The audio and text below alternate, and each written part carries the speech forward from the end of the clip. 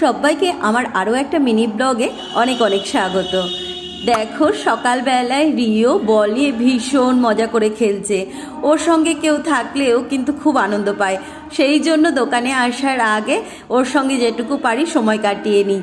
ও বল নিয়ে খেলছে আর আমি ওকে যাই হোক কোনো রকমে ভিডিওতে ক্যাপচার করলাম। তারপরে স্নান করে রেডি হয়ে বেরিয়ে পড়লাম দোকানে। বাসে উঠে পড়েছি, গাংনীতে ঢোকার মুখেই দেখছি আমাদের নবচেতনা ক্লাবের অনুষ্ঠান শুরু হয়েছে, সেই অনুষ্ঠানের শোভাযাত্রা শুরু হয়েছে। তো আমি একটু ভিডিও করে নিলাম বাসের ভেতরে বসে বসেই। ভীষণ ভালো অনুষ্ঠান করে, বেশ 2-1 দিন ধরেই চলবে এখানকার অনুষ্ঠান। কালকে আছে রক্তদান শিবির। প্রতি বছর কিন্তু আমি এখানে রক্ত দিই, কিন্তু এবছর আর দেওয়া হবে না, কারণ আমি চলে যাব সুন্দরবন।